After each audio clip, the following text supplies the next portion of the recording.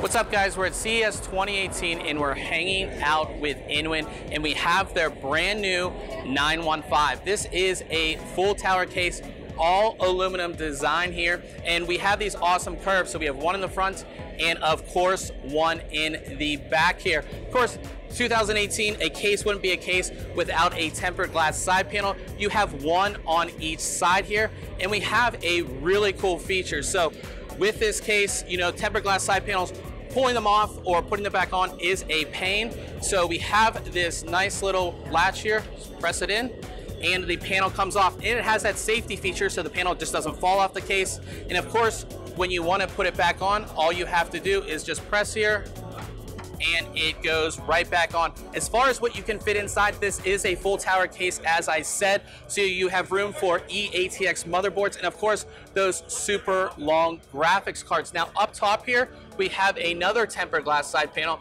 and you may be wondering, how does the cooling actually get out of this case? Well, you press one button and it automatically opens. How cool is that? As far as cooling that you can fit up there as well in the front, we have room for 3 140 millimeter fans or radiators up to 360 millimeters. Now, no word yet on pricing on this case, but you should see it later this year.